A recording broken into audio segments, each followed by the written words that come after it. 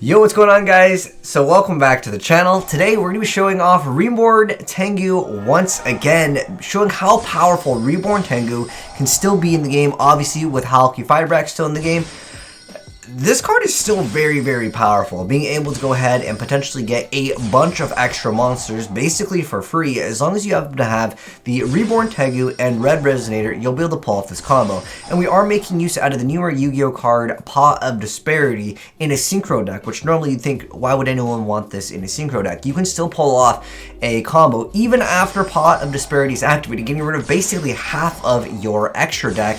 You're still going to be able to actually make a board where your opponent cannot interact in the game. Now, this deck isn't a deck where it has to go first and it has to go ahead and make this combo to be effective. You can still play the deck without making it so your opponent can't play. But obviously, the best way to play Yu-Gi-Oh! Is to make it so your opponent literally cannot use cards. And one of the most powerful cards to go ahead and pull this off, and the most consistent way to pull it off, is going to be through one of these combos, bring out the Hot Red Dragon Archfiend Calamity, because this card is absolutely amazing with this card's effect. It says when it's Synchro Summon, you can activate this effect, so for the rest of the turn, your opponent just cannot activate cards. Also, cards your opponent controls can't activate their effect. So basically, it's a GG if this combo does go off. Now, like I mentioned before, it doesn't have to go for this. You can technically make lots of Crystal Wing Synchro Dragons, and it's still a very powerful card. I know a lot of you guys have probably already dealt with, of course, the Dark Magician and the Red Eyes Fusion, the Dark Dragoon. That card is very tough to deal with, but Crystal Wing Dragon, he doesn't care about that card, which you guys will see here in a moment. But I want to go ahead and show you guys two plays that are going to go ahead and basically result with the same board. So the main combo of this is to specifically have the Tengu or Red Resonator call to go ahead and bring out Red Resonator and the Reborn Tengu. That's your bread and butter. Then you're going to go ahead and go into Yugioh, bring out Plug Spreader Zombie, as well as another Reborn Tengu, because you get that out for free. Now, this is an important step for it. So you're going to actually bring out the Aro Mage Synchro Monster, Sweet Merodram, over here, and she's going to go ahead and let you add a card that you can set. That will allow you to go ahead and get the effect of Ultimate Token over here, which goes ahead and lets you bring out anything that you want from the extra deck for the most part. And we also have interaction with Coral Dragon. If it happens to be your opponent's turn, you can actually pop something. So there's a little bit more play if you technically go second, but to pull this combo off, you'll obviously need to use, impermanence to negate something that your opponent has, or we're even playing Negate in here. So the main thing is, again, being able to add that free extra card is why we're going to be using that Synchro Monster. Plus, it actually lets you bring back another card, which is great.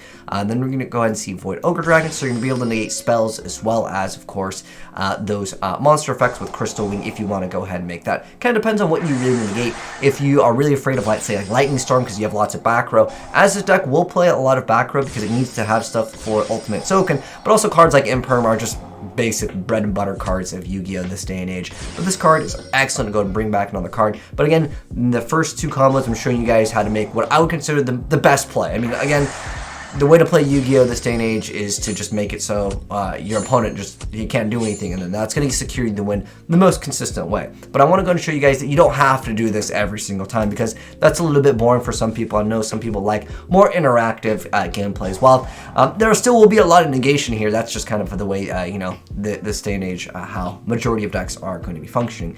This time we're going to go ahead and actually open up with the Disparity, and then that's going to go ahead and banish some cards. Now, I got to go over this. This is actually important. What cards do you want to go ahead and banish? These cards could be cards that you want to banish. You don't have to actually banish the Hot Red Dragon Archfiend King Calamity, but in this instance, he went ahead and decided to go for it. It also depends on what your opponent is playing. If you don't know what they're playing, then obviously you'll have to kind of make some sacrifices sometimes on RNG, hoping that your opponent isn't playing something that you might want to go ahead and stop spells, for example. Some decks, they might not have that many spells. There's not really anyone playing Sackhouse Light anymore. That was more of a thing in the past, but technically there are Yu-Gi-Oh! Decks that don't play certain things, right? But this card is, again, just so excellent being able to go ahead and negate stuff. Plus, it's a really good counter to Dragoons, as you guys will see here up in a moment. So this guy's going to go ahead and try to go for some plays. He's playing the Spirit Charmers. That's what I would consider a very resilient deck, meaning that it's able to go ahead and have some survivability. Again and again, he's playing the vanilla variant with the tuner, which it definitely needs something more to this deck, the Charmer archetype, but he's going to attempt to go for some effects. That's going to go ahead and get stopped. and then we're going to go ahead and actually have to pass because he just happens to have double Crystal Wing. And on top of that, we have Lost Wind and Solemn Strike to go ahead and follow up with the plays to be even more powerful. And then with the Blessed Winds, just being able to bring back the extra monster. And then Token's going to bring out, of course, triple at this point. And a Darkened Dragon's coming out. So you can see there's a little bit more play with this duel. Although he kind of got a lot of his play stopped by Crystal Wing, Synchro Dragon. But I did mention it was a fantastic counter to Dragoons, and I want to go ahead and show you guys that in a gameplay over here, as that can be a difficult card to deal with for a lot of decks. Being able to go ahead and have that ability to negate whatever they want, and then it becomes more and more powerful. But Crystal Wing Synchro Dragon, he doesn't care about that card, which you guys will see here in a moment. But there's also other cards in the archetype that help out if you happen to need to go second, with like Harpy's Feather Duster. I think Lightning Stormer is kind of like the ideal card, because this deck, usually it's not a deck where you want to go ahead and have the game linger on. You want to make some insane board that your opponent just can't really beat, and then give them the handshake.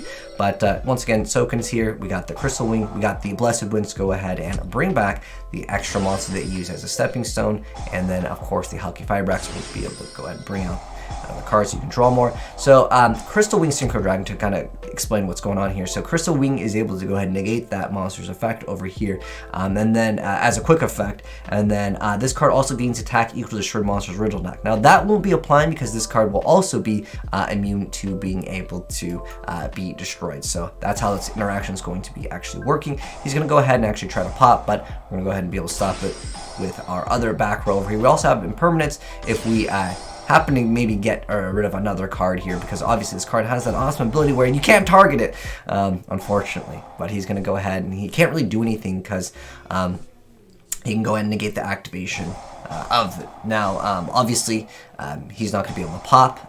And also, he can't attack right into it. If you guys are thinking, why he's just attacking it? Well, you'll see what happens.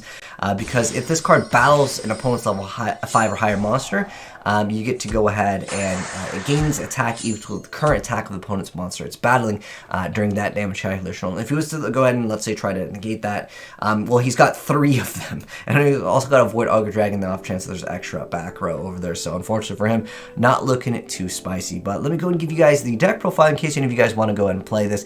Because I know Reborn Tengu was a very iconic card, and it just kind of went away. And I still think it's a very powerful card. But let's go ahead and check out the deck profile.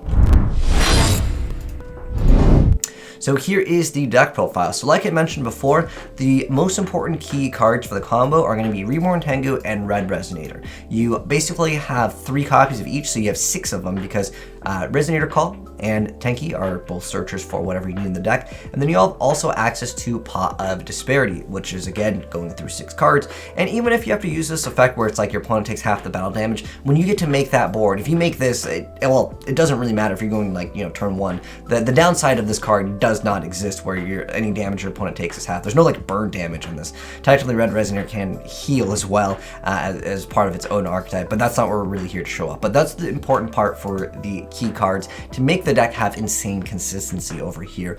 You just need to have 1 and 1. And so 3 copies of each. Then we got the Plague Spreader, which we'll be bringing out with Halki Firebrax. Then we have Regeki, Feather Duster, and then of course 3 Resonator Calls, so basically 3 more of these. And 3 copies of Disparity, 3 copies of Tenki, 3 copies of Imperm, 3 copies of Warning Point, 3 copies of Lost Wind, 3 copies of Trap Trick, 3 copies of Synchro Call, 1 copy of Blessed Winds, 3 copies of Solemn Strike, and 3 copies of the Judgment. For the extra deck, King Calamity, we got Ultimate Token, we got Satellite Warrior, we got Beals. This card can be actually really good against a lot of decks. Sometimes you bring this out and they can't actually win anyways. Then we have Void Ogre Dragon, double copies of that, 3 copies of Crystal Wing. We have Darken, Yugioh, Coral Dragon, the Aromaze Synchro, and then we got Formula Synchron and the Halki Firebrax. So I think we could actually make this deck a little bit better. I think Called by the Grave is just too good not to play, considering with Ultimate Token, you just have to have a spell or trap card set. So this would still technically work with this deck's archetype, and I think it'd be really good to go ahead and stop hand traps. Other things that I could recommend in this deck, I think Lightning Storm is just too good not to play. I think that this would be an excellent addition in the deck. I mean, we already have Regeki and Feather Duster, and those are great cards, but I think having the option to be both, basically, right? I mean, this day and age, a lot of people do happen to set or place a lot of the monsters in defense position, so you don't get that awesome ability to pop everything against, I would say, better Yu-Gi-Oh players. But sometimes, you know, with Link monsters, you know, there's no defense position, so you just pop everything, and it really helps out against those boards with Appaloosa. Even though we happen to have cards like Imperm, I think overall it'd be better to go ahead and play these instead of maybe some of these cards. I just feel like Psalms going second, it's just not as, you know, powerful. Unfortunately, you'd have to set and wait and then have them activate something off of, like, let's set, like, you know, set Reborn Tengu pass. Not so great. Also, other cards that I could consider, Avarice could be another card you can think about if you want to recycle and go further with your plays. You can definitely consider this as well, as Reborn Tengu is not like, you know, you can only get the effect so many times per turn. You can keep on going with this. So I think we can actually theory craft and make this deck even more insane if we were to full combo Avarice, go into even more things. I think that would be a cool addition to this deck as well. But, like, obviously for consistency's sake, Avarice is more of a win harder card versus like a comeback card, as you know, playing through hand traps can be quite tough already. But again, Reborn Tengu, I mean, it's hard to deal with multiple when they do come out. This was back in the day. You know, Yu-Gi-Oh has definitely evolved since then. But anyways, big shouts to my homie AzneyesWhitedragon for hooking me up with the gameplay as well as the deck profile. If you guys want to check him out, he's always building cool stuff, and I like seeing more nostalgia cards. Like, he recently shared the DD Turbo deck, and we'll also be covering some other very nostalgic cards very soon. But I like this hybrid fusion of, like, old school super powerful Yu-Gi-Oh cards, but also being good enough to keep up with, you know, this day and age. Like, summoning triple crystal winged synchro dragons is still very powerful and viable in this day and age to be like a viable deck. But anyways, thanks for tuning in, guys. Hopefully you enjoyed the video. If you did, drop a like on it, and if you are new here and you want to see more new Yu-Gi-Oh stuff in the future, hit subscribe, turn on the bell, and you'll definitely see more. But take care, guys, and I'll catch you on the next video. And I'm signing out. Peace. Also, there's 2 videos up on the screen. If you like to watch them, just click on them.